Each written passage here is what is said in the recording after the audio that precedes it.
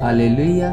स्वागत है आप सबका मेरी भविष्यवाणियों की पुस्तक में। तो आइए हम आज के पवित्र वचन को पढ़ेंगे, जो कि परमेश्वर की दासी पास्टर सोनिया यूसुफ नरूला जी द्वारा लिखा गया है।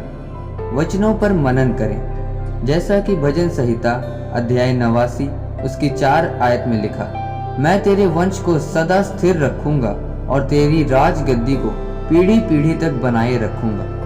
मेरे प्रियो, बाइबल बताती है कि परमेश्वर ने किसी को भी फालतू में नहीं बुलाया है। हर एक व्यक्ति के जीवन में परमेश्वर की एक योजना है और वह योजना बहुत बड़ी है। लेकिन जब तक आप वचन को खाएंगे नहीं, उस पर मनन नहीं करेंगे, वह बाहर नहीं आ सकती।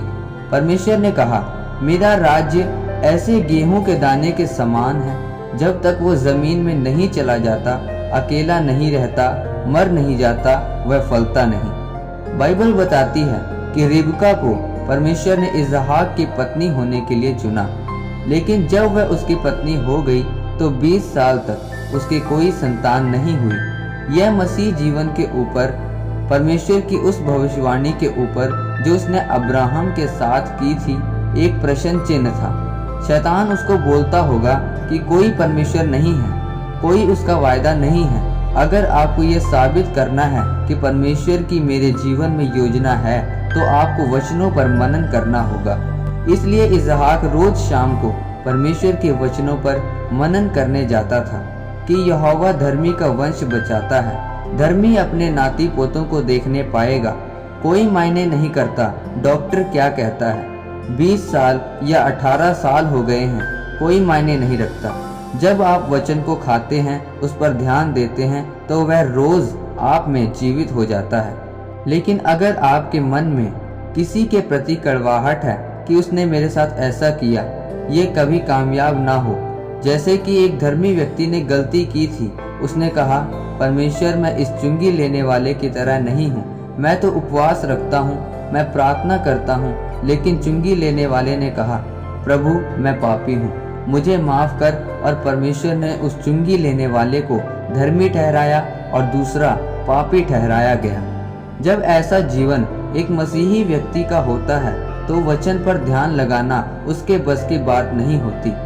जब मूसा परमेश्वर से बात कर रहा था, तो उसने कहा, परमेश्वर मैं आपको किस नाम से पुकारूं, लोगों को आपके बारे में क्या बताऊं? तो परमेश्वर ने कहा, मैं जो हूँ सो हूँ। दाऊद ने हित्ती उरिया को मरवा दिया कि अपने पाप को ढक दे। परमेश्वर ने कहा, यह मेरी जगह ले रहा है, क्योंकि किसी का पाप मेरे अलावा कोई नहीं ढक सकता। इसलिए परमेश्वर की जगह लेने की कोशिश नहीं करनी। आप पर परीक्षा आएगी, मुश्किलें आएंगी। यहाँ शैतान आपको बोलेगा कि अगर तेरे साथ परमेश्वर है तो ऐसा क्यों है, तुम बीमारी में क्यों हो। लेकिन आपको एक बात याद रखनी है कि एक बीज तब तक पौधा नहीं बनता जब तक कि उसको अकेला अंधेरे में, मिट्टी में नहीं छोड़ते। इसलिए अपने दुखों से घबराएं नहीं, बल्कि परमेश्वर के वचनों पर मनन करें, परमेश्वर के साथ समय बिताएं। तब परमेश्वर के वायदे जो उसने एक धर्मी के लिए किए, वह आपके जीवन में पूरे होंगे। आमीन। आइए परमेश्वर की दासी के द्वारा लिखी गई प्रार्थना को आप मेरे साथ करें। सर्वशक्तिमान परमेश्वर, आज के वचन के लिए मैं आपका धन्यवाद करता हूँ। परमेश्वर, आपके वायदे मेरे जीवन में पूरे हों। आपका वचन कहता है कि तू बच, तेरा घराना बचाया जाएगा, धर्मी का वंश बचाया जाएगा।